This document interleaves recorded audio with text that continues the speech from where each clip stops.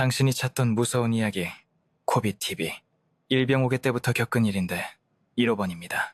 나보다 3개월 선임이 있었어요. 소대도 다르고 말도 거의 안 해봤는데 성격은 약간 소심하고 좀 조용조용한 성격이었는데 잔실수가 좀 많았어요. 내가 기억하기론 통신기원이었다가 실수가 많아서 보일러병으로 빠졌다고 들었습니다. 뭐 이게 중요한 건 아니고 내가 있던 곳은 동기생활관으로 되어 있는데 이 선임내 기수가 8명이어서 4명씩 2개로 쪼개졌다고 합니다. 문제 그 선임은 A, 그리고 문제가 생긴 선임은 B라고 할게요.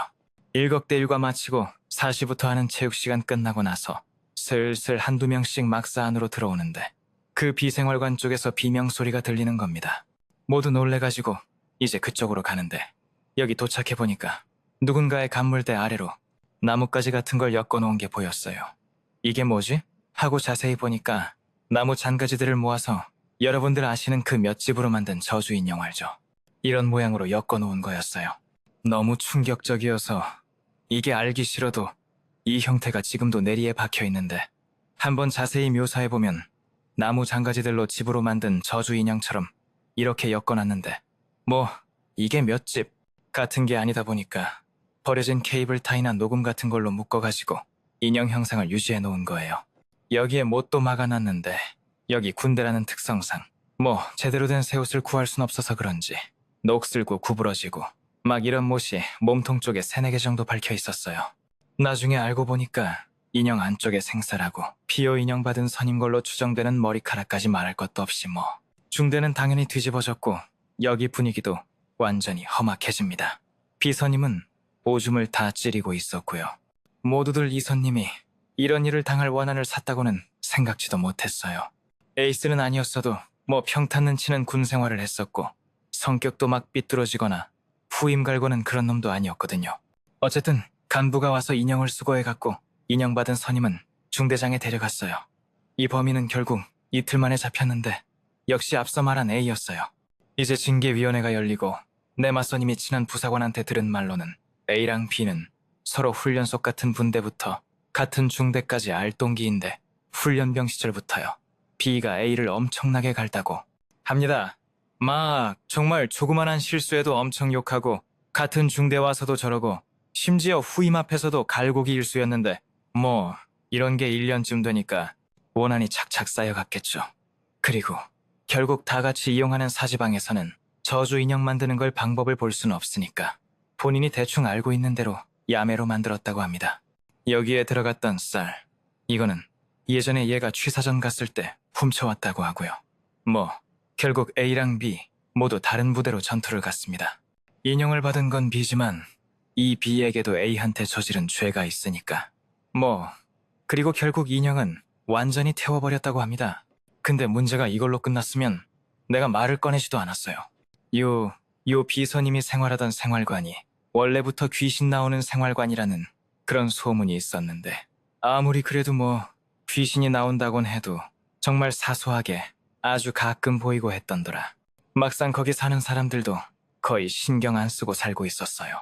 여기서 일어났던 일들을 들어보면이 생활관 스피커만 유독 지지직거렸대요. 아무런 고장도 없고 새로 바꿔봐도 연상은 지속이 되었다고 합니다. 그리고 늦은 밤에 불침번이 인원 점검하면 비생활에서만 뭐 가끔씩 휴가나 근무 등의 이유로 없애야 될 인원이 뭐 있다고 하고 심지어 아무도 없는 방에 사람 실루에 가끔씩 목격되기도 했어요. 뭐 정리하면 이 정도 돼 이마저도 첫 번째 스피커 제외하면 한 달에 한 번 보면 많이 본 정도. 그리고 우리 중대에 전해져 내려오는 이야기가 있는데 이 비생활관에 있던 사람이 3년 전쯤에 극단적인 선택을 했었는데 이 생활관 창문 밖에 바로 보이는 한 고나무의 목을 맸다고 합니다. 이후에 이 고나무는 밑동만 남기고 베어졌고 이 사건 이외에 앞서 말한 그런 현상들이 일어나기 시작한 거고요. 더해서 참고로 인형 재료로 쓴 나뭇가지는 이 밑동만 남은 나무에서 뜯어내거나 아니면 굳이 이 나무 주위에서 구했다고 했어요. 징계위 열릴 때 누구 들으라는 듯이 말했다고 하는데 나도 그거 전에 듣고 엄청 소름이 돋았습니다. 다시 돌아와서 이 저주 인형 사건 이후로 생활의 분위기가 많이 바뀌었어요. 원래대로라면 한 달에 한 번 볼까 말까 한 그 현상들이 막주에 한두 번이 되어버리고 아예 밤에는 이 불침번 근무자가 밤에 사람이 목매단 실내까지 봤다는 소식이 연달아서 들려왔어요. 이것에 쐐기를 박은 게 누가 주말에 2층 침대에서 자고 있었는데 이 침대가 갑자기 무너졌다고 합니다. 너무 다행히도 1층 쪽에는 아무도 없었는데 2층 쪽에서 자고 있던 선임은 허리를 크게 다쳤습니다. 나중에 간부가 와서 확인해보니까 분명히 멀쩡해야 될 이 음새가 나사가 부러져 있거나 어떤 건 비틀어져서 뜯겨 나간 것도 있었다 그랬습니다. 이걸 확인한 간부가 말하길 멀쩡한 침대가 저렇게 된 건 20년 군 생활 동안 처음 본다고 했죠. 한 달 내내 이러니까 이제 결국 그 생활관 인원들은 도저히 못 지내겠다고 중대장에 말하게 이르렀고 다행히 우리 중대가 한 달 뒤에 연막사로 이삭할 예정이라 생활한 인원들은 이때까지 드래곤볼 마냥 뿔뿔이 흩어져 지냈습니다.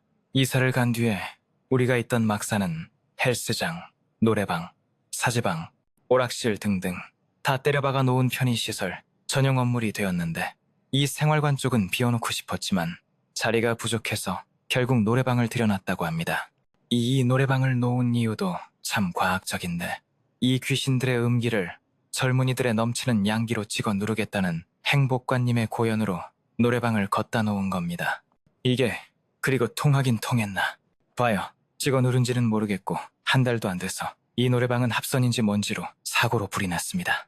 다행히 근무자가 빨리 발견해서 노래방만 태우고 말았는데 이제는 도저히 그 방을 쓸 수가 없다고 판단해서 완전히 폐쇄해버리고 노래방은 막사밖에 컨테이너를 들여놓고 걷다가 노래방을 들여놨죠.